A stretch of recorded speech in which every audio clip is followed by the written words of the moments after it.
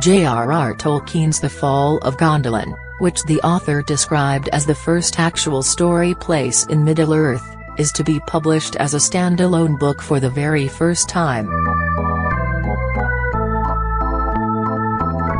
The book charts the story of an elven city sacked from the Dark Lord, Morgoth. The author started writing it in 1917, before returning to Middle-earth for The Hobbit and The Lord of the Rings.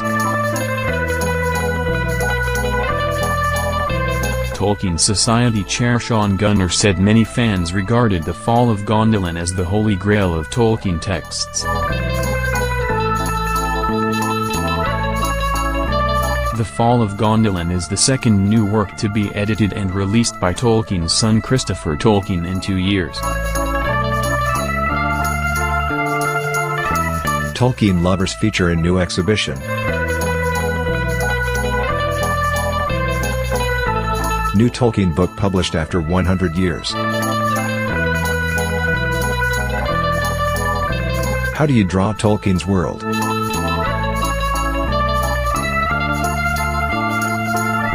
It has come as a surprise to many, since Christopher, who is 93, described the 2017 release of Beren and Luthien as, presumptively, my last book in the long series of editions of my father's writings.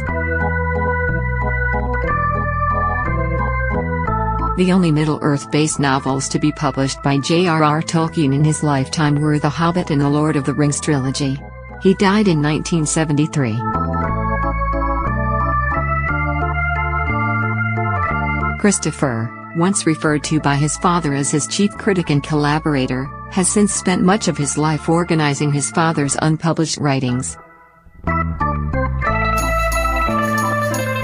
He has edited and posthumously published works including The Silmarillion and The Children of Hurin.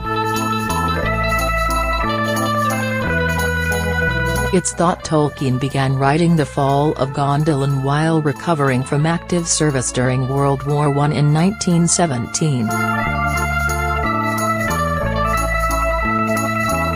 The story will act as a missing link, chronicling the ancient history of Middle-earth before the events in The Lord of the Rings. Responding to the news, Mr. Gunnar said, "We never dared to dream that we would see this published." The Fall of Gondolin is, to many in the Tolkien community, the holy grail of Tolkien texts as one of Tolkien's three great tales alongside The Children of Hurin and Beren and Luthien. The novel, set to arrive in bookshops on 30th of August, is illustrated by Alan Lee, whose work on books The Lord of the Rings and The Hobbit provided the inspiration for Peter Jackson's film adaptations. Other artists to be published posthumously. Much of Tolkien's body of work has been published since the author's death. Here are a few other writers and artists who have had more work published following their death than during their lifetime. Few of Kafka's works were published during his lifetime, although one of his most famous pieces, The Metamorphosis, was, and received little attention. Upon his death in 1923, he ordered his manuscripts to be destroyed. Fortunately, these instructions were ignored and novels including The Trial in the Castle were published, leading Kafka to become one of the 20th century's greatest literary figures.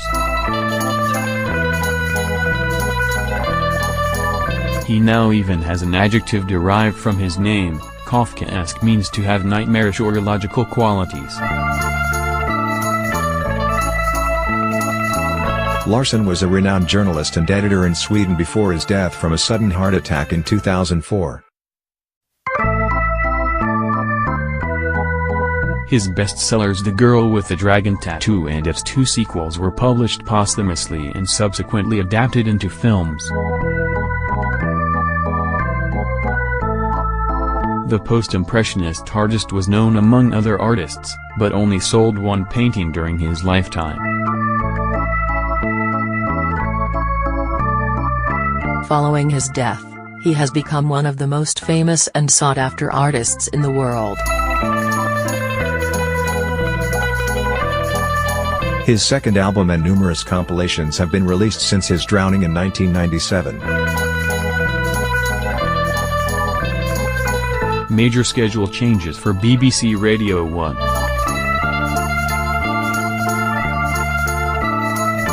YouTube's most watched music video hacked.